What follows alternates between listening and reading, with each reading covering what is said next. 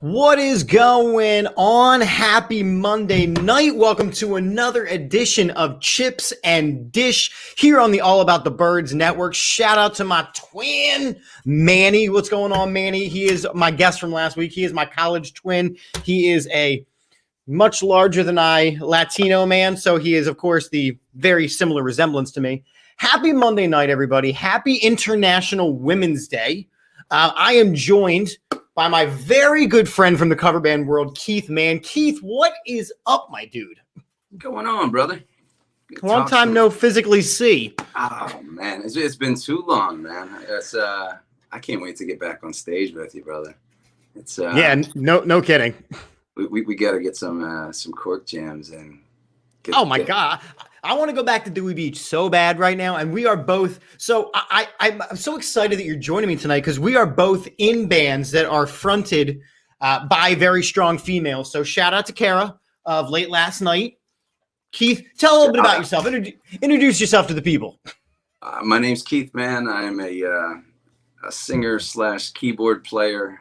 I would suppose singer, mostly keyboard player recently. I play in a band called Laura Lee and Trip Fabulous, and International Women's Day. Big shout out to the boss, Laura Lee. Laura Lee down on the scene for a solid, we'll call it 15 plus years. All right, nicely done, nicely handled. Yeah. So yeah, man, a lot of similarities, and it's weird, man. We've never been in the same band. It's because we're so similar. Like we've always kind of rotated in circles. So like you were in a band, then you moved on. I joined that band.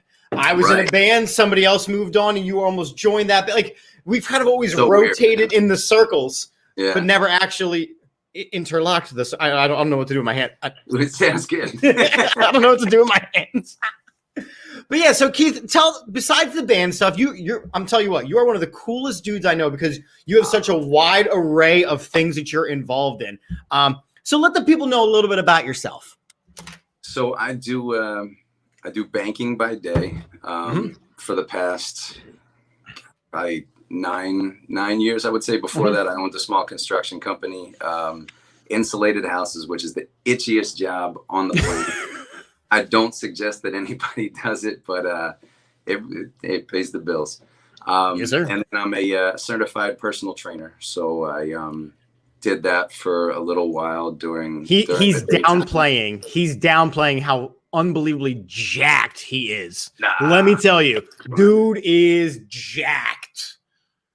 Those are old pictures, Chip. Those are old pictures, man. Listen, I think everybody's coming out of quarantine not looking like they used to.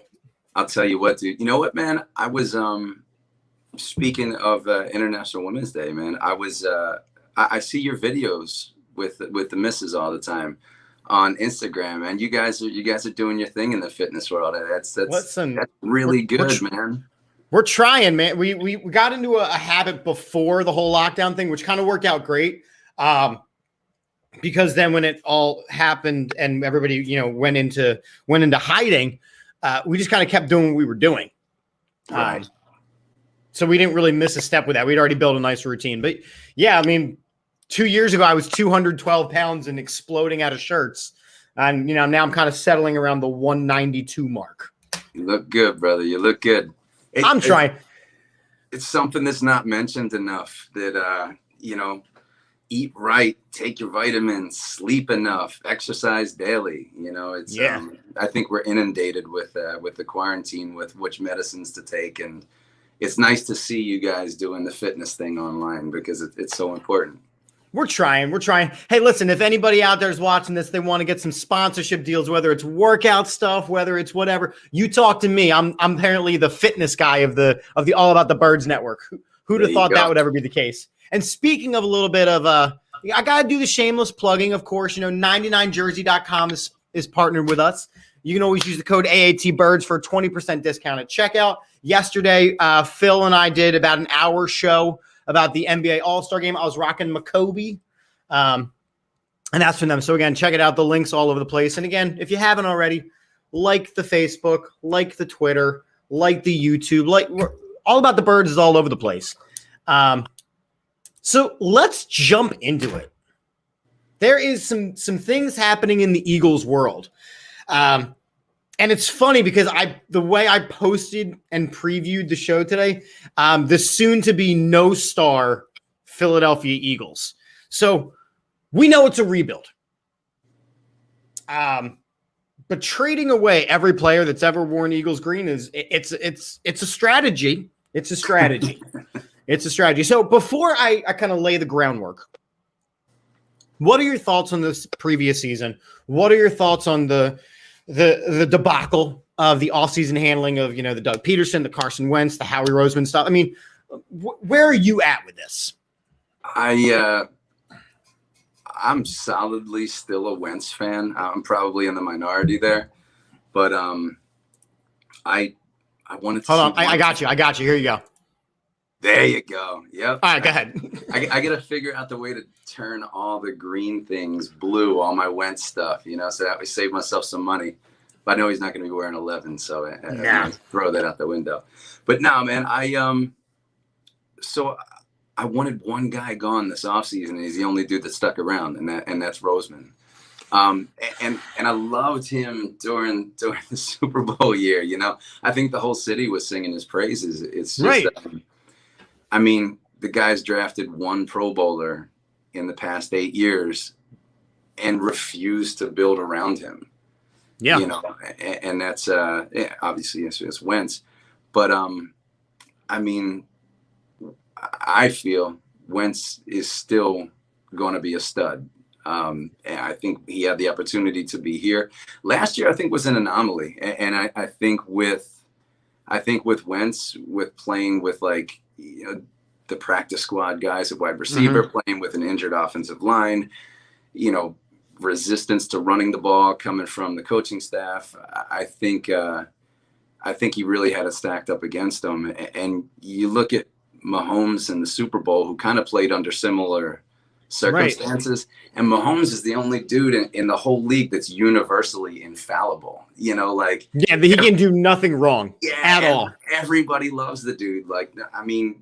Allstate likes him, even though he's in State Farm commercials. The dude's nobody dislikes Patrick Mahomes, and he played like dirt in the Super Bowl under the same circumstances that Wentz had all year. I don't blame that Super Bowl loss on Mahomes. I just don't.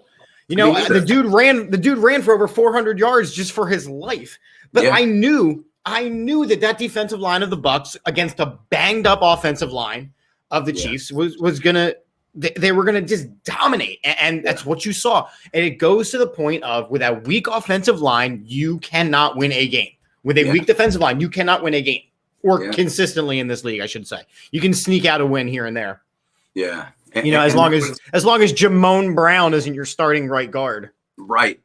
And that's kind of when it came down to watching the Eagles this year, man. It was heartbreaking because you look at guys like Barrett Brooks, Lane Johnson. I mean, that's the best right side of an offensive line in the league. Brandon Brooks is great. I love Brandon Brooks. I love Lane Johnson. They barely played this year. I mean, Brooks didn't play at all this year, and Lane Johnson was out for the majority of the year. So it was kind of heartbreaking that's such an underappreciated part of football. But it was one of our strengths that turned into a weakness, and I think Wentz caught all the flack for that, man. So that's one of my questions for you. And we got the comments rolling in, and it's a lot of my teacher people. So I gotta give the shout outs. Don Conway. Again, Don is up for Flyers Teacher of the Month. Can get $10,000 to the school. So there is a link. I will post it up again. Make sure you vote once a day in the month of March. So we're gonna get to this question in a second. We got Panzulo, man, you're killing me. Right? He goes by Art Vandelay because he's at Seinfeld. Seinfeld, I believe, which I've never seen a single episode. But yeah, we're talking Super Bowl, so Brady's awesome. All he does is win. So shout out to my Eisenhower peeps. But let me ask you, kind of a broad picture thing. Who do you put blame on for this past season? Roseman. For the Eagles. 100% Roseman.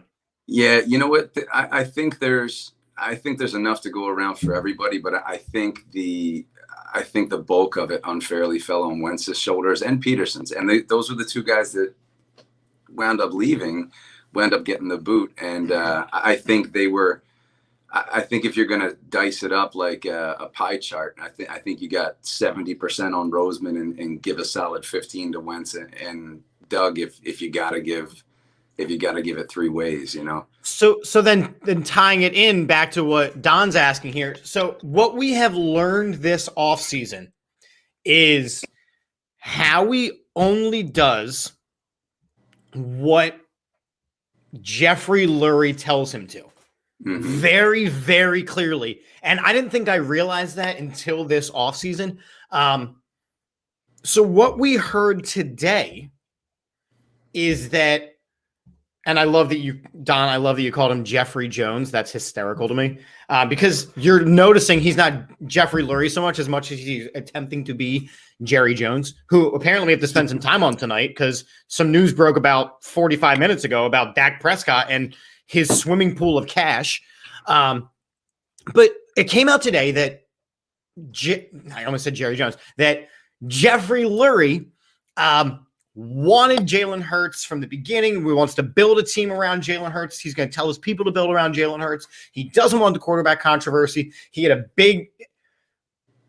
Is this team being held back by the owner now? And just using Howie as a scapegoat? Yeah, I'd say that's fair.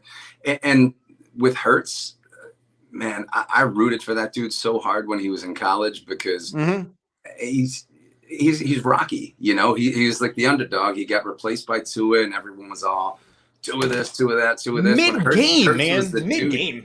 Yeah. Hurts was the dude for he earned his spot, and Tua came in, played a great game, and replaced him. So Hurts was a dude I rooted for, and I was like, man, I'm going to root for him in the NFL. And then the Eagles drafted him, and I went, what the fuck are they drafting him for? Wait, why are they drafting him at that spot? And now we kind of are seeing okay, well, maybe there was a reason to.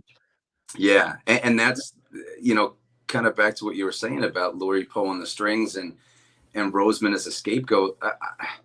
I don't know who's the puppet and who's the puppet master because, maybe Roseman's the one pulling the strings and just Lurie's the one that goes out there and talks because nobody can question him, or right. He's the guy with all the money.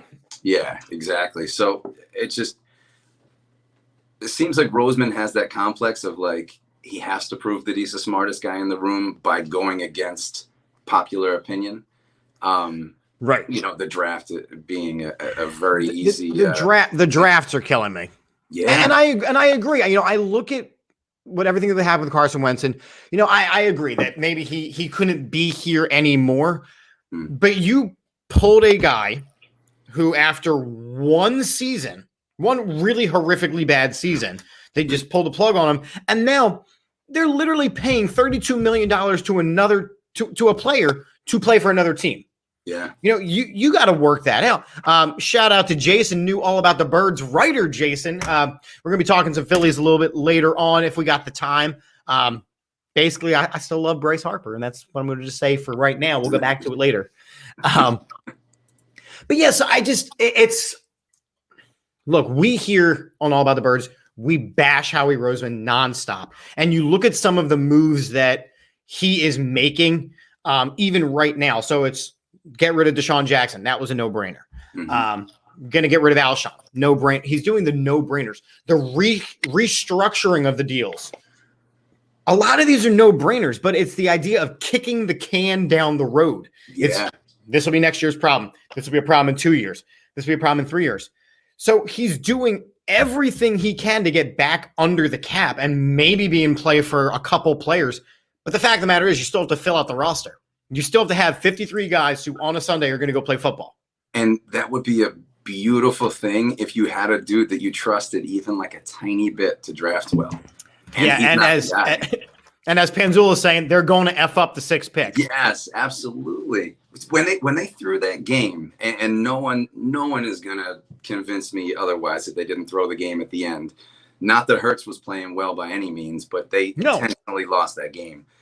When they did that, I'm going, man, I bleed Eagles green, but I hope they get fined, and they didn't. What's up, Adam? What's going on? Right. And they didn't because there's no, so it was embarrassing as a fan. The NBA and the NFL are very different. Yeah. Right. Think about all the shit that the Sixers got for the process, the tanking process. You cannot do that in football. Right. You can't. You cannot do that in football. It is too big of a product. It is so, with basketball, with baseball, with hockey, you can miss a game as a fan. They play 82 games. They play 162 games. You can do that. With football, you play 16 or 17 starting next season games. Right. People pay attention. Yeah. Everything is under a microscope. It's huge, huge.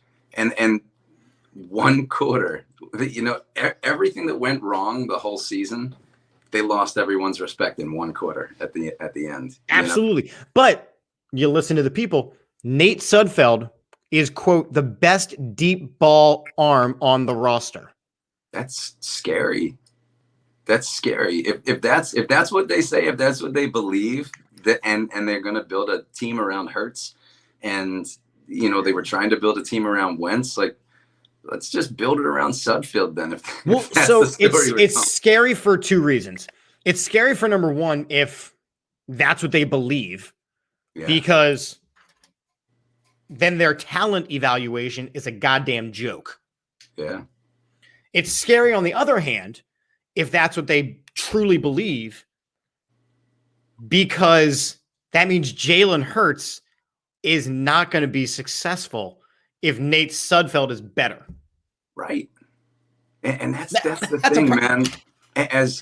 As bad of a year as Wentz had, and I know it was a smaller sample size, but sure, Hurts had a worse year statistically, and that's hard to do. That was going to be one of my questions, right? So we have a 4-game sample size of our new franchise quarterback. Yeah. Is Jalen Hurts the quarterback moving forward out of 2021? I mean, he's the guy we root for. He's easy to root for. He's super. He's very easy to root for. And it's actually, I'm glad you said that, because Lane Johnson talking about his new quarterback. Mm-hmm. He's extremely competitive. He has a lot of poise to him. He works extremely hard. He's a fun guy to be around. He is dynamic with what he can do with his legs. He throws a pretty ball. The sky's the limit. That's a quote from Lane Johnson on Jalen Hurts. Yeah. And Lane Johnson's a very well-respected dude and a very scary Lane Johnson's dude. A dude. Not too many people are gonna question Lane Johnson. But yeah, man, Hurts is easy to root for. He really is. I loved him in college. Absolutely loved him in college. Was going to root for him wherever he went. Like I said, when he went to the Eagles, I was like, why? Like, because I've never rooted for a player on the bench before like this. Right. And you just, I don't know. And look, nobody, I don't care what you say. Nobody could have predicted the epic letdown that he had. Yeah. But you also have to listen to some of the other that Carson Wentz had, excuse me.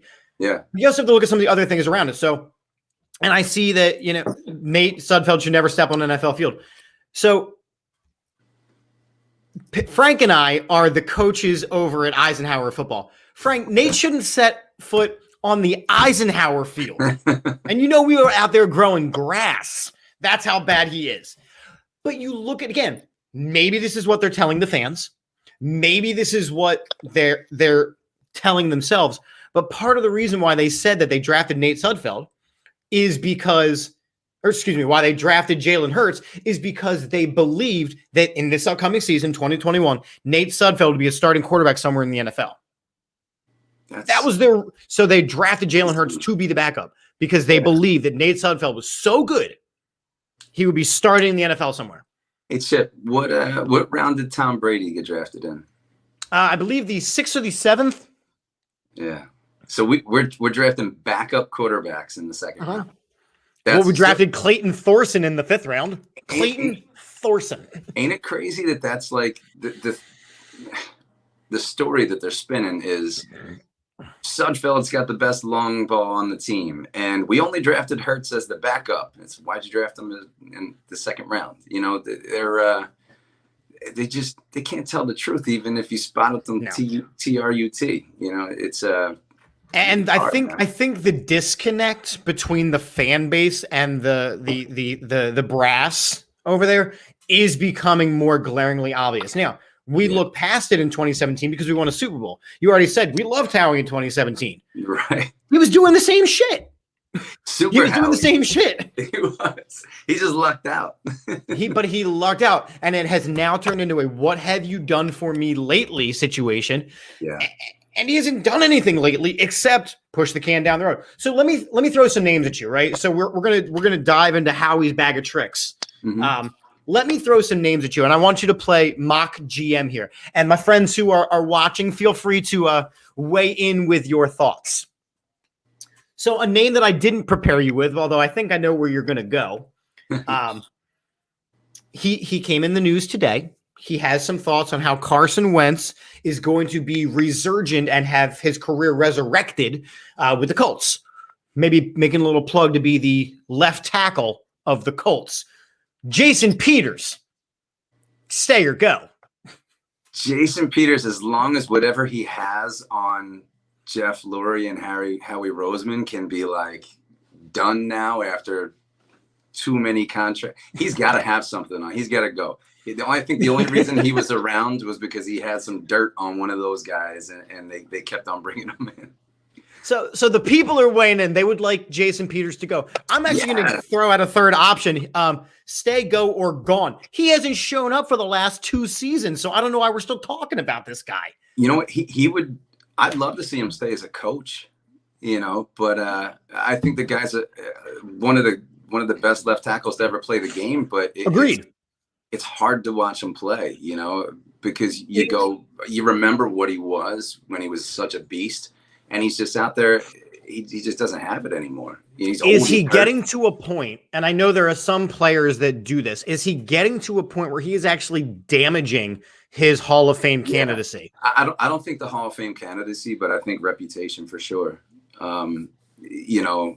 It's every year that he plays, people are going to remember him more as like that guy that was taking up space on the field as people were running past him, as opposed to one of the best left tackles in NFL history. And that's a shame for his legacy, And he absolutely was. I think that the Chip Kelly years took some tread off those tires. Because he is not the type of player that should have been running 60 to 65 plays per game. Yeah. Full speed down the field. Yeah. Whereas you look at like a Jason Kelce, and that makes sense. Yeah. So let's segue into that. So everybody on the planet agrees Jason Peters has got to go. Mhm. Right, mentor or coach, but Yeah. be paid like a player. I think that since the youth movement is in full effect, I don't see a way that Jason Peters comes back. If he does, I actually predicted in my first blog article last year that Jason Peters would be on the team last year, and I was right, because there was just no way that he wasn't. So let's go from Jason to Jason. Jason Kelce is officially back. Good move, bad move. Your thoughts? That's great, man. He's the heart and soul of the team right now. You know, Yeah. they need a leader. He's always going to be in every Philadelphia fan's mind. The dude in the mummer costume, drunk as hell at the Super Bowl speech, given that like epic end of the movie climax speech when it was like 9 o'clock in the morning or whatever. Yep. He's he has to stay. He's the heart of the team, and I agree that there's not much left of the team that we all love. But if they we're Eagles fans. We're going to root for them no matter what, but they're really hard to root for right now. You need someone to kind of hang your hat on it. And I think because we don't know this team anymore. I mean, this team is a revolving door of what. So one big issue with Philadelphia, and I will be the first to admit this, is that again, I'm a history teacher, so I can say this. We hold on to the history. So people are like, "Oh, Nick Foles coming back. That'd be awesome." You have your statue. You got a Lombardi. I swear to God, if I see you in Eagles green again, except to have your name up in the ring somewhere, that Nick Foles is done. Yeah. But Jason Kelce, I said this last week, I think on our Wednesday night show, definitely on our Monday night show. Jason Kelce gets to play until he wants to leave. Yeah. This is not something that you worry about with contract unless it has become a noticeable decline. And Jason Kelce, see, the Jasons are messing me up. Jason Kelce is still playing at a Pro Bowl level every year. He is. Yeah. And I think it does say a lot about the Jalen Hurts situation that he is willing to come back. And that's what Frank's saying right here. He wouldn't come back if he didn't think they weren't going to win. Right. So you look at this team and there's holes everywhere. We know that. But center wasn't one I wanted to fill because you have Jason Kelce. Yeah. You get a Pro Bowler. I mean, Kelce's probably the best player on the team right now. Him, Barrett Brooks, Lane Johnson. I mean, you look at those three guys, and I think that's if they're healthy, I think one of those three is your best player.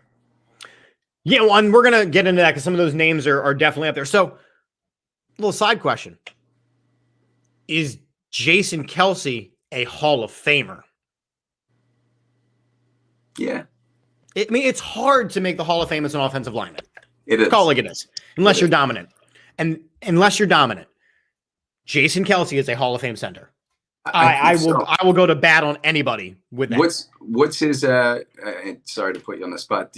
How many has he made? Pro Bowls. Jason Kelce Pro Bowls. The joy of a double computer screen. Jason Kelce Pro Bowls. According to the Google, he has made 4 Pro Bowls and 3 times the All Pro.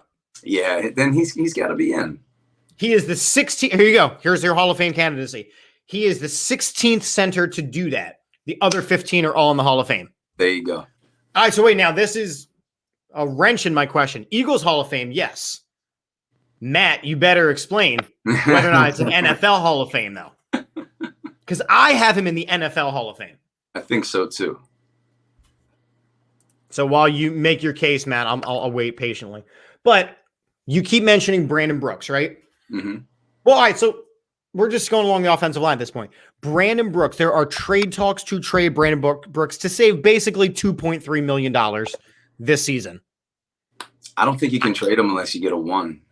And you're not going to, coming off an injury like he's had and his injury history. You're not getting a 1. Exactly. I think he's that good, and I think you don't get rid of talent like that for a 5th round pick. Yeah, it's just, it doesn't make sense. And you're just going to watch him thrive somewhere else. Right. And what worries me is, again, you're talking about a dominant right guard in the league when he's healthy. Yes, he's got to be healthy. So I've really spent some time stepping back and looking, because the Eagles' history of injuries the past 6 years, 7 years, 5, 6 years is awful. Yeah. We have horrific injuries, and you have to look. Frank agrees, Hall of Fame. And you have to look and you go, is it the type of players? Is it the type of practice?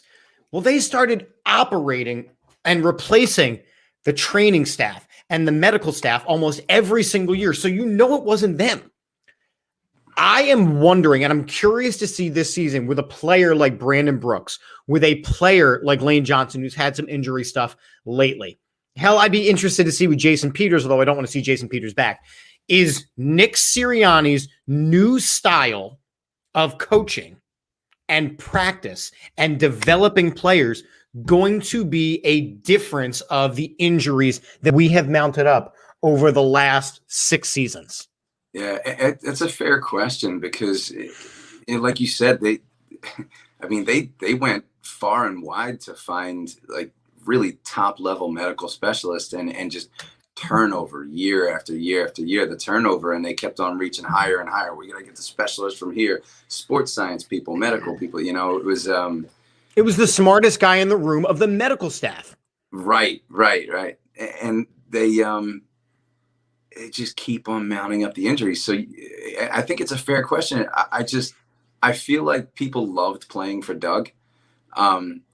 That's the only thing that doesn't connect for me because he was a player's coach. He was very much from the Andy Reid school of thought of like never throw the players under the bus, always go, I've got to put the players in a better position to do a better job, instead of that guy threw an interception, So one thing that I'm super excited to see with Nick Sirianni is the separation from the Andy Reid way of doing things. So look, I love Andy Reid. I think he is the greatest coach in Philadelphia history. I think so, until somebody replaces him. And I know he didn't win the Super Bowl. That's more of a knock on Donovan than it was on him.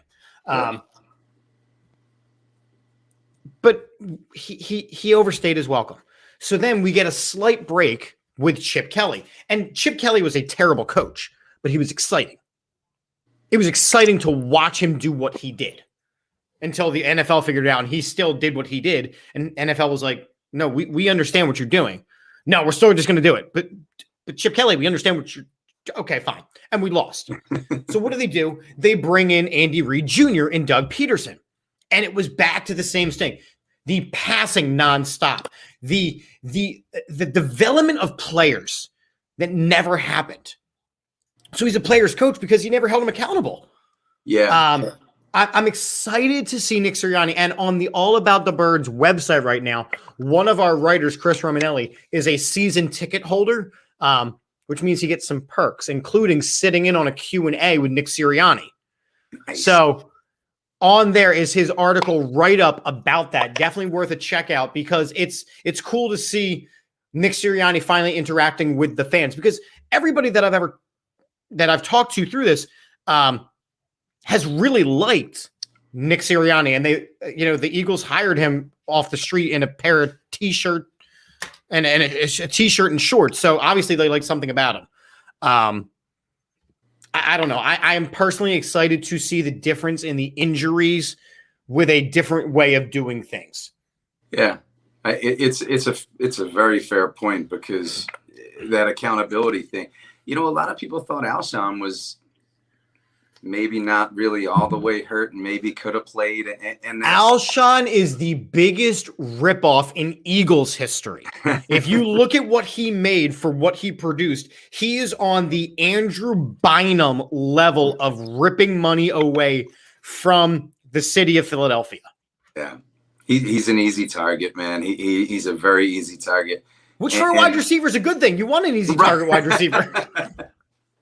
But he didn't do himself any favors with the media either, as far as like the whole, anonymous throwing the quarterback under the bus thing. And it's just, I have a hard time like trashing the guy because he played the Super Bowl with a torn labrum. Yeah, good. Football is a tough, believe it or not, football is a tough sport. You're supposed, I remember growing up when I was watching games as like an 8-year-old kid and just hearing people around me screaming, tape him up. And I went, what does that mean? And it means get your ass back on the field. You have a job to do. And I look at a player like Jason Kelce, who literally had people helping him strap his helmet up because he couldn't lower his arm, and he stayed on the damn field. Yeah. You look at hockey players, man. That's like the one sport where none of them take a break, man. Like, dudes, like, go. They lose teeth, and they're like, I'm fine. Yeah. Right. It's, man, if you could take like the hockey player mentality, just the general hockey player mentality, and put it into every player of every other sport, that'd be a beautiful thing, man. You'd have some great games. Yeah. So I got to get caught up on the comments because they've been rolling in, and we just got off on a rampage. So we're going to talk about Ertz in like 30 seconds, Adam. Hang tight. Matt's making his case. I don't think Jason Kelce is Hall of Fame. It's so tough. Maybe way after retires, but not. And I would agree with that. I would agree that he's not a first ballot Hall of Famer. I would agree, they look at it a little bit down the road and go, hey, he was really damn good. He was an integral part of the Eagles team. But probably not a first ballot Hall of Famer. He's not in that realm. So here's a question for that. You think that's why he came back? I think that at this point, Kelce's done everything he can do. The only reason to me that Jason Kelce is coming back is his love of the game and his love of the team, because he knows there's not a replacement there right now. Right. Because if he goes, Isaac's got to move to center, and you've got a hole at left guard. Mm-hmm. There is not a plan in place for Jason Kelce not being on this team this year. Yeah, it's true. I agree. If they trade Brooks, I will flip the hell out. I totally agree with that. And what Don's saying, you need someone to block for Hurts so that he can throw touchdown passes. All right, so maybe not the Jamar Chase part. We're going to get into the draft stuff in a minute or two, but yeah, why create a hole? I've had disagreements. I'm going to put it this way. I've had disagreements with people in the Twitterverse saying, hey, every player is tradable. Trade Miles Sanders. He's just okay. And I went, why create a hole? Why create a hole? We have enough holes in this team. Why create a hole? Miles Sanders is not a tradable person. They got to take, it's kind of like you take your wins, right? You fix your losses and you take your wins. And right now they have Brooks is a win. Sanders is a win. You don't get rid of those guys. Benny makes a good point about the Kelce thing here. Yeah, that's true. Because they have to play the Chiefs, and he wants to play them one more time. I agree with that. That's a great point. I didn't even think of that. Good. I like that, Benny. That's nice. But yeah, I agree. Why create holes that aren't needed to be filled, right? So we talk about Zach Ertz. Okay, and we're going to segue into that way. Zach Ertz is going to be traded within, I would say, the next week or so, which bums me out because I love Zach Ertz as a human. Yeah. But the NFL is a business. Business-wise, before last season, he said, I need to be paid like a number one receiver, and then he barely played like a number 3 tight end. Yeah, he had as rough a year as anybody on the team, I think. Wentz and Hurts included. I think, and it didn't help him that Goddard played well in the same position. Whether I'm not sold on Goddard. I'm not that guy. No, I think he's good. I think he's got, like most of the players on the Eagles, he's got injury stuff. But I'm not sold on Goddard. I don't think he is here's the thing. In today's NFL, you have 2 tiers of tight ends, in my opinion. You have dominant game changers, and you've got glorified linemen. Yeah. Goddard is not a game changer. I think he can be. He could be, but he's not yet. Right, exactly. And Ertz was that guy. Ertz was your game changer for many years. Yeah. He was a guy that you knew would get a first down. He wasn't going to get the yards after the catch, but he was going to get you first downs. Goddard, maybe now that Ertz is moving on out of the picture, will get some of those opportunities. But I don't see Goddard. I look at a guy like Pitts out of Florida. That's a game-changing tight end. He's scary, man. That's whoever gets him, be nice if it was us, but whoever gets him is going to be tough. especially with our allergy to linebackers. You know, if we have to Oh play God, if against we don't that get dude- Micah Parsons, we're not gonna get Micah Parsons to LeVar Arrington on our draft show Saturday night compared to Ray Lewis, who could tackle. Wow. That's Or not Ray, no, sorry. Ray Lewis, who could blitz, was LeVar Arrington's direct quote. LeVar Arrington, LeVar Arrington, linebacking god out of Penn State University, said about Micah Parsons, he is like a Ray Lewis who can blitz. Wow. Somebody tell Howie. I said on the All About the Birds Network, somebody tell Howie. I don't think they're going to get much for Ertz. I think he had such a down year. I think the injuries, I hope we get something. But I don't know if they're going to. And love the kid from Florida. He's a stud.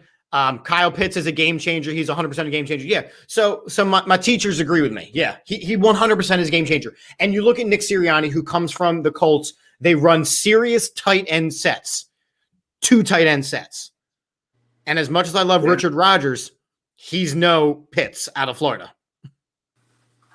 Yeah, it's to go back to the original thing. What do you get from Ertz, or what do you get for Ertz? I'm happy. If I don't think they're going to get more than a 4th. You know, I honestly don't. I don't think they're going to get more than a 4th. And that's again back to the Brandon Brooks thing. Like, you're just shedding salary just to let dudes who are legit stars walk out the door. Whether or not Ertz can still be a star, last year would say he can't. But with looking at a guy like Pitts and Sirianni with the 2 tight end system, that would be, man, it would sure kind of make you feel bad not having any receivers. Yeah, it really would. It really would. Now, we'll get into the wide receiver stuff, but I still think the Eagles, and I've said this now for months, the Eagles are going to trade the number 6 pick. They have so many holes they need to fill. They're going to trade the number 6 pick. Mostly because anyway, they should. Yeah. I don't see a way outside of drafting Jamar Chase, the Eagles can win the number 6 pick. Yeah. In the fans' eyes, will be an automatic divide. Well, here's the question. In Howie's eyes, how do you win the pick? Is there anybody in the draft named Jalen? Waddle. Jalen Waddle. Dude, I mean, trade it, get more picks, because it's like these guys going like this and throwing darts at the dartboard, They give them more shots to hit something good. So I'm gonna play one thing. This was on ESPN today, and it talks a little about Jalen Hurts, and we'll spend about 5 minutes on it. And at that point, I need to be done talking Eagles for a couple minutes. But this is news that broke today: is that Jalen Hurts is absolutely the guy, and this is what was said. I just want to hit you on this: is Jalen Hurts the guy? How do you see this playing out? It's Chris Mortensen. Yes, Jalen Hurts is the guy. Jeffrey Lurie, the owner of the Eagles, has basically sent the message to his personnel department and his general manager, Howie Roseman, that he wants to do everything he can to help Jalen Hurts be successful and not bring in somebody to compete for the job. Now, they have a new head coach, Nick Sirianni. He understands that's what the owner wants. What the owner wants, the owner gets. What Jeff wants, Howie gives him. Remind people, though, on this one, last year, the owner was in favor of drafting Jalen Hurts. That created a ripple. One thing that happened with the Eagles, which screams to me why Jamar Chase should be in play for this pick, is that they did not stay true to their draft board. And their personnel department has a lot of... Say that again. Did not stay true to the draft board. Ozzie always stays true to the draft board. Somehow, they got off the draft board, and at number 21, they took Jalen Reagor, the wide receiver, instead of Justin Jefferson, who had a higher grade on the Eagles board. How do you explain that? We don't have enough time. But Jalen Hurts is the quarterback for this year, and they don't want to bring in competition for him. Okay, let's have a conversation about that. Justin Jefferson had the higher grade, and yet they went with Jalen Reagor. So who made that call? Oh, man, who made that wrong call? Right. And it's so hard because, again, like Howie comes off as the dude that needs to outsmart everybody. And the whole world knew that Jefferson was the pick there. I mean, like everybody, it was like, maybe, I don't even know if there's a thing that Vegas puts odds on, but they had to be astronomical if so. Everyone knew that they were going to pick Jefferson there. And then they picked Rager, and they showed you the Eagles like laughing and high-fiving each other. And everyone's looking like, we don't get the joke. What happened good here? The Vikings, Rager, right? But the Vikings' feet did not touch the ground on the way to send that pick in. Right, exactly. They were flying to get there. It's just that was the biggest. I'm smarter than everybody else. I'm gonna outsmart everybody. Everybody else is wrong because I know something you don't know. Pick. And he was dead wrong with it, man. Yeah, Adam, I agree. I think that was Howie's pick. But why? The Chiefs won with speed, so they took a guy that was a little bit faster over a guy who seemed to be a sure thing. That was the frustrating thing to me because the Chiefs won with speed. So that worked with Andy Reid. So we're still Andy Reid like team. Let's do the speed thing. And they drafted a track team. Every single thing that came out of about Hightower, Watkins, and Rager is that they were all speed demons. And you add that to the speed of Marquise Goodwin, who didn't play, and you add to the combination of Deshaun Jackson, who barely played. Yeah. We were great if we were running a 4x100. Right. It ended up taking them an entire season to get 100 yards. So combined, I don't know. It's just, I don't trust the draft. I don't trust Howie. And that's what it comes down to. And now we look at the quarterback situation in the NFC East. So this news came out while we were prepping for the show. The Eagles, who always had the ability to win the NFC East, because it's the NFC East, it's the Cowboys and everybody else now. Dak Prescott is no longer a free agent. He is signing a 4-year deal for $160 million. Could be up to 164. It's a huge guarantee amount. I know that much. But it's $75 million in the first year.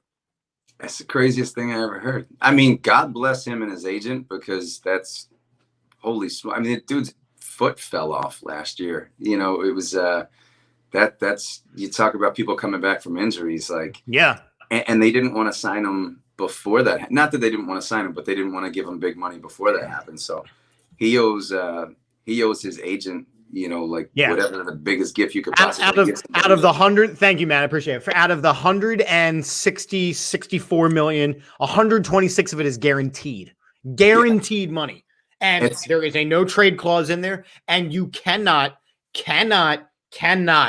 franchise tag him again. He is done with that. You know who that's good it's for? in there. That's good Dak for Prescott. the Eagles. That's good for the Eagles. Yeah, Dak Prescott. It's great for Dak Prescott. He ain't even that good. But it's great for the Eagles. I mean, you got a quarterback who plays behind the best offensive line in football every year. Ding. Who throws to the best wide receiving core in football last year, and who has the best running back in football. And disagree on the ding. Well, because you just said Ezekiel Elliott is better than Derrick Henry. Yeah, you're right. But you take that back. You take it back, Keith, man. You're looking at a position on a team that's just completely set up for success. You don't have to be great to win there. You can be mediocre and look great there. Dalvin Cook's better too. Yeah, there are guys that are better than Zeke, but you know what? I'm going to go out on a limb. I don't even think Ezekiel Elliott's the best running back on his own roster anymore. I don't know. What I'm saying is he's got the best offensive line, he's got the best receiving core, and he's got a heck of a running back. You put any other quarterback in the league in that position, they're going to thrive. Why were the Colts so good this year? Because they had a sick offensive line, Phil Rivers, who was decent, even in his old age, and they had a running game that had resurgence, and they used the tools around him. I'm going to tell the people some things. I had last season the Cowboys in the Super Bowl in my preseason prediction. I honestly did. I thought that they had all the pieces until Dak got hurt. Yeah. It's great as an Eagles fan that he signed that contract. Yep. Because he's the replaceable piece on that team. Last year you're not going to replace him with a dude who's throwing passes in a Wawa parking lot. I thought Andy Dalton was going to be a much better replacement. I really did. I thought that was the best move that the Cowboys could have made because of a Dak Prescott potential injury. However, Andy Dalton showed that he's really not. He's not the quarterback that he once was. But they didn't win with Dak either. That's the thing. That's why I'm happy that they threw all that money at him, because they weren't winning with him in either. And I get it that they weren't going to win with Dalton or with the third string guy that came in for a couple games. But I mean, hindsight being 2020, they weren't great with Dak last year. No, they weren't. So he was putting up huge numbers. He was, yep. But in the fourth quarter, the defense was god awful last year. Yeah. But all his numbers were junk numbers. They were down. They were inflated. 38-3, and then he'd score. He'd score 5 touchdowns in the fourth quarter. Yeah, they were inflated. What I do know is that when this contract runs up, he's 31 years old, so he's still due for a bigger payday. Even then, crazy. That's crazy. Good for him, man. Good for him. Yeah, I mean, I look. I like Dak Prescott. I wish he did not wear the star. But yeah. All right, so listen, it's Chips and Dish. We transition to other shows. Any final Eagles thoughts? Because I know we said we were going to talk Eagles all night. We ran 51 minutes talking Eagles. Oh, shoot. Okay. So I told you you'd watch that time. That's what was going to happen. I know, man. I feel bad now. So, no, I love talking Eagles. Please. Look, it was ready? exciting. For the Wentz haters out there, because I know there's plenty, right? Went right to the Wentz wagon, man. 5 dudes. The Wentz wagon's in Indianapolis. 5 dudes in the NFL history that have gone 3 consecutive years, 20 touchdowns or more, less than 10 interceptions. Brady, Peyton Manning, Drew Brees, Aaron Rodgers, Russell Wilson. 2019, Carson Wentz. 17-19, Carson Wentz put himself in that company as the only people in NFL history to ever do that. That's the dude that nobody wanted. You feel good about that? Dude, that's the dude that nobody wanted. I'm like, look, I didn't say I wanted to trade him. I just knew that something had to change, and it became very clear that he didn't want to be here. I'd rather him be somewhere else when he didn't want to be here. And everything that went with Carson Wentz is he was a small town kid in a difficult city. He was not made for this city.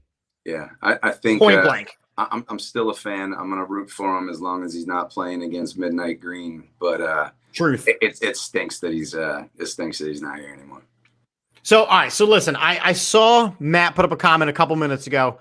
We're going to do a quick hockey thing here, right? Because yesterday I was committed to the All-Star game in the NBA, and Matt sends me a message on Twitter going, "Hey, I know you're watching the All-Star game, but Flyers look really good." And it was, I told him, I was like, "Yeah, Matt, I'm flipping back and forth. Believe me, I'm like Carter Hartman. He looks locked in. He looks nice and centered." My friends who watch this show religiously, and there's 4 of you. What do I always say about when I watch hockey? When I watch hockey, bad things happen. Within minutes of Matt sending that message and me responding, I flip over and Ovechkin buries one in the back of the net.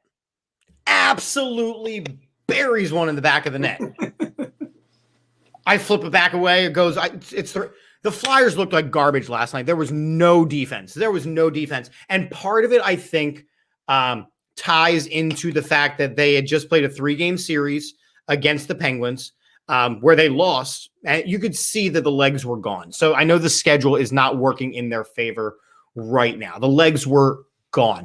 I will also say that their power play right now, they got to fix something. And for my avid viewers know that I'm just getting back into hockey. I need to know what the Flyers need to do with the trade deadline that fixes these problems, because They cannot score on a power play. They're ranked one of the worst in the league. They struggle to kill power plays. They're ranked, I'm pretty sure, in the 18-19 range.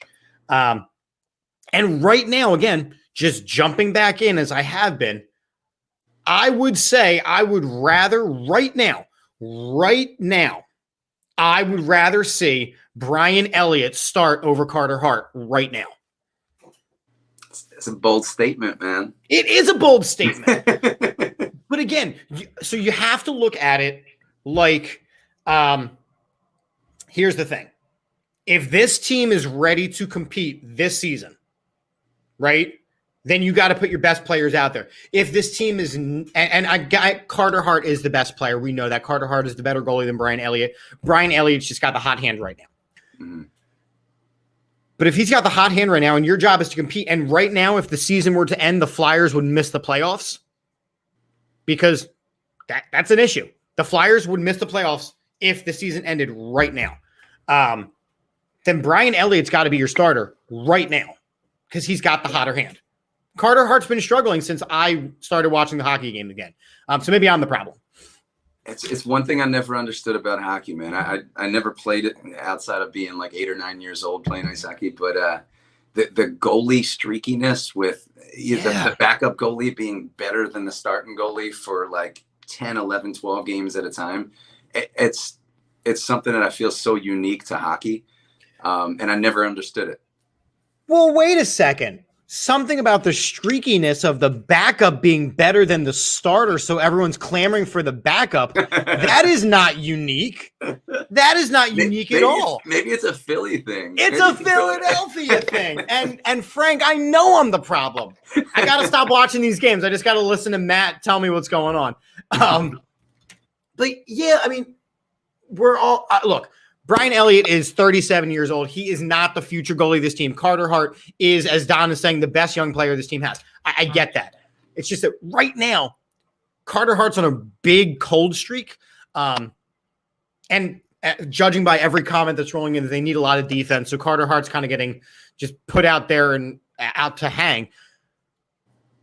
But if the goal, oh yeah, Joel Farabee, I like that kid. And Don and Frank are arguing in the comments here. And I love it. But Joel Farabee, I like that kid. He's the only one that scored yesterday. If the plan is to make the playoffs, then they got to go with the hot hand. And right now, the hot hand is Brian Elliott. It's fair. It's a fair point. That's all I'm going to say about the hockey stuff. We'll see what happens more with the trade deadline. And speaking of the trade deadline, let's get into the Sixers. Yeah. Okay. Super excited for the All-Star game. Apparently, I was one of the only ones. Ben Simmons, I wanted to see him play. Joel Embiid, I wanted to see him play. They got their hair cut. They got exposed to COVID. They didn't get to play. I was really frustrated. Because you look at someone like LeBron James who said we should not be playing this game. And sure enough, two of the biggest studs in the league, two of the biggest names in the league, at least Joel Embiid, MVP caliber candidate, doesn't get to play. Was the game yesterday a necessity? First off, point blank statement. No. You know what? The only thing that I still like about All-Star Weekend is the 3-point challenge. The 3 yes. points. Yeah. It's the dunk contest. Like you can't do more. You can't reinvent the dunk. The skills competition isn't a skills competition anymore. It used to be, but now it's a glorified race to the 3-point line and shoot a 3-pointer. I mean, it's all that's left that's fun to watch is the 3-point contest. And it's like, I don't know. For me, that's kind of, yeah, exactly. No, so there have been what I've noticed about the dunk contest, and I did an hour-long show with Phil talking, first half of the season, talking All-Star game, talking everything. I did that yesterday. I was really excited. The dunk contest last night was one of the worst in the history of the NBA. Point blank. It was 3 guys, and I really like Obi Toppin. I know he's a high flyer out of Dayton, whose job is to dunk. the other two guys, Anthony Simons, who ended up winning the thing, the dunks that he did, you saw them in games. You would see them in games. And Cassius Stanley, I mean, I think one of my big issues with the dunk contest is the judges. And they're all over the damn place. You know, you had 5 guys up there. Last night you had Josh Smith, D. Brown, Spud Webb, Dominique Wilkins, and who was the 5th judge last night? It was another winner from the Hawks. But anyway, they had no clue what they were doing. They had no clue. The variation of the numbers was all over the place. The dunk contest last night was a joke. It's never going to be Vince Carter again. It's never going to be Dwight Howard again. It's never going to be Andre Iguodala again because your big names don't do it anymore. Not only that, man, and this is probably unpopular to say, but I kind of lost interest after Jordan versus Dominique. You know, like there wasn't much left to do after they had their battle. I mean, besides using props, you know, there's only so much that the human body can physically do when jumping up to put a basketball to drop it in the basket. And the coolest dunks you see now are from the street ball dunkers, right? So they had that show on TNT or TBS, and it's like these sick, insane dunks. But the problem is that NBA players have to develop a whole skill set and not just the one dunking skill set. Right. So it doesn't work out. The 3-point challenge last night was exceptional. Yeah. You know, I don't think it's fair. So that's actually the opposite. Putting Steph Curry in that isn't even fair anymore. Why wasn't his brother in? Because his brother was an all-star. So because of the COVID restriction. So normally with All-Star Weekend, they will bring in like significant 3-point shooters just to compete in that one event. They'll bring in significant dunkers just to compete in that event. They didn't, well, they did it with the dunk contest, but they didn't do it with the skills contest or the 3-point contest because they wanted to minimize the number of people being in the room. Gotcha. So it's why it was the best lineup when Mike Connolly replaced who'd he replace? He replaced Devin Booker in the All-Star game. He also replaced him in the 3-point contest. Gotcha. But yeah, I mean, Steph Curry is insane. And last night, the All-Star game itself was boring as hell. Always, man. Always. But nobody plays defense. And that whole 24-point, you know, the Elam rules or whatever, you know, for the fourth quarter, it was like cool and gimmicky last year. But this year it's like, yeah, we're still not going to play. You know, it's right. And they're launching up shots from half. They were playing horse from half court, which is cool that they were just draining them because they can do that. But you looked at the way these two teams were drafted, right? The two all-star teams. Number one, Kevin Durant shouldn't have been a Team Durant when he wasn't even going to play in the damn game. Let's talk about that. Number two, it's like LeBron he's like, all right, I want this great player. Kevin Durant, that guy. Okay, I want this great player. That guy. Like he didn't give a damn. He didn't give a damn. It was a bad All-Star game. It was such a drastically different, and I don't think that Joel Embiid would have made a difference in that final score. Nah, it was a shooter's game. It was a shooter's game. I feel like him and Ben, they're kind of like the redheaded stepchild of the league. Like they're kind of like, people respect them, but nobody wants to buddy with them, which it kind of feels great as a Philadelphian. I love it. You know, they're like the mean kids in the game. You know that kind of they get respect, but they don't get like that love. And it's great that they're looking like, you know, the top dogs in the East right now. Right, and you know, I agree. They should have taken this year off, revamped the whole thing. Phil had a great idea for, you know, like one-on-one. Like I would like to see a LeBron versus Kevin Durant one-on-one game, or you do a 3-on-3 where it's like, you know, the Ball brothers versus the Curry family. Like give me something like that. Give me something cool. Bring it. What was it called? Hoop It Up. Remember that? The 3-on-2. That would be great. That'd have been great. Matt, I know that you're drinking something delicious, because that's just not true. I take a victory sip right here. Ben still wouldn't have shot the damn ball. So You know what? Ben would have played defense just to piss everybody off. It would have been beautiful. Yeah, you would have. It would have been great. Yeah, because that's all he's good for. I mean, I don't know. So we're starting the second half of the season. We know the All-Star game was a dud. Mm-hmm. Two major questions for you that I have to ask.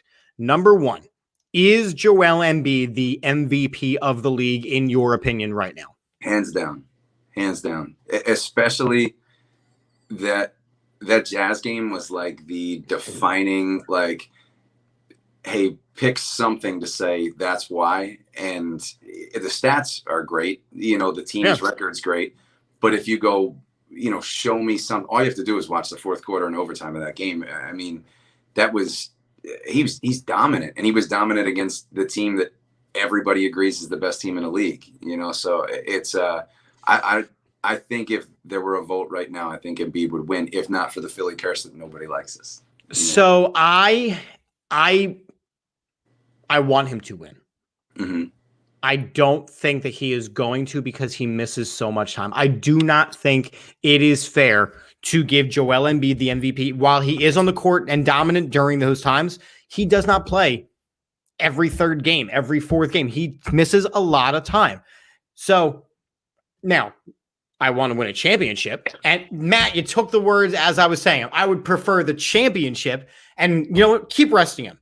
Let him collect those MVPs later on. But I think your LeBrons who play every night, your Currys who play every night, and he is literally willing the team into the playoffs. Hell, watching Giannis play last night, holy hell, that guy is good. I understand. I understand why they call him the Greek Freak. Yeah. I understand, because that guy is a monster. He did not miss a shot last night. It's nice to see, like, the hustle, man. Just like the absolute hustle from some of these dudes. What do you think about the whole the overseas guys versus the American-born guys? I think there's a lot to say for Simmons plays defense. He hustles all the time. Yeah. Well, it's a different style of basketball. You know, you look at, so here you go. You look at the skills competition last night. Who were the guys that were doing the best? It was the European dudes. Yeah. So like Chris Paul is an exceptional point guard, but Domantas Sabonis, who plays power forward and center, looked smooth as hell. Why? Because you look at the players like Luka, you look at the players like Sabonis, you look at the players like Dirk and Manu. These are guys who had to develop a well-rounded whole game to get to the NBA. And fundamentals. Whereas in the American-born players, you play the position that you're told to. Mm-hmm. So if you're a tall guy, you learn how to play like a center. If you're a short guy, you learn to play like a point guard. There's no fluidity of being able to play each of the positions. Yeah. I like European-born players. I can't pronounce their names, but I like watching them play basketball. So that was my first question. You think Joel Embiid? I want Embiid. I don't think he wins it because he misses a ton of time. Second question, big news that came out yesterday. Blake Griffin is going to sign with the Nets. So you got the Nets already a half game back. You saw what Giannis can do, and holy hell. Do the Sixers win the East this season?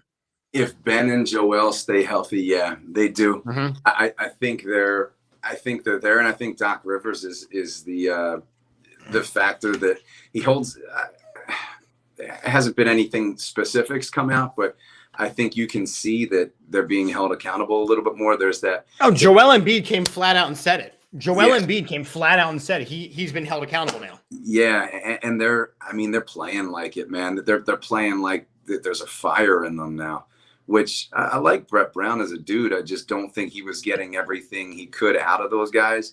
He was the process coach. His job was to build them through the process. Then when it came time to, win, right? The players were like, bro, this is not what we've been doing for the last 5 years. I'm not going to listen to you. Whereas you look at Doc Rivers, and it's a fresh mindset. That's why Doug Peterson had to go. No player development. And it was a downward trend. It was time to go. That's why Andy Reid, when he was fired from here, had to go during that time. You had your time. Now everyone knows you. Now you're the players coach. Everybody likes you, but they don't respect you anymore.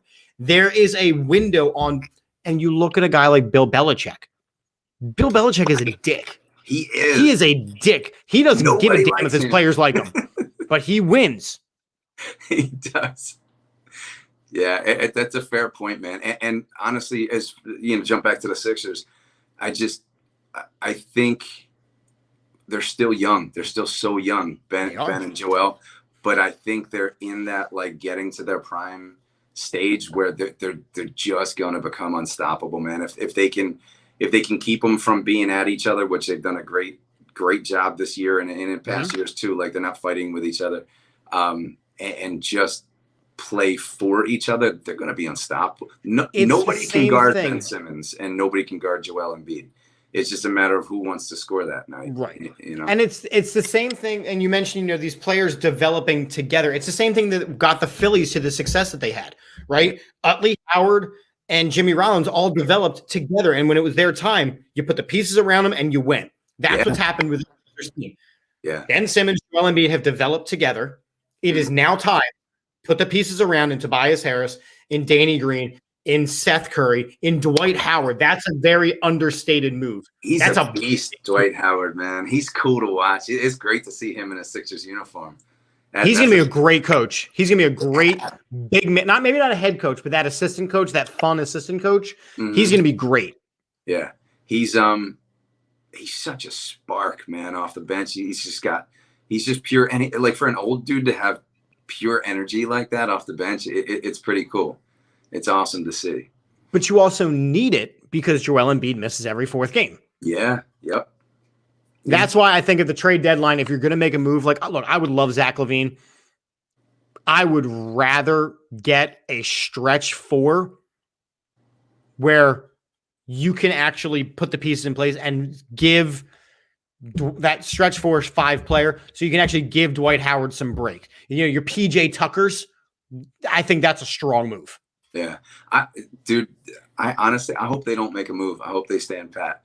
Not because I don't think there's talented guys out there. And I think at this point, the guys they're hitting their prime. They're going to be beasts for years. And right now they're just accumulating these really solid supporting pieces. I mean, Tobias Harris he's awesome, right? He got snubbed. He got snubbed hard. Yeah. I don't consider him like a supporting piece. He's like the 3 in every team's big 3. But as far as Ben and Joe go, I don't think you make a trade for somebody right now, because just keep what you have, keep the supporting pieces, keep adding supporting pieces. But it's that win now mentality question again of what do they need to win now? Do you think the roster as it is constructed right now can win an NBA championship this year? I do.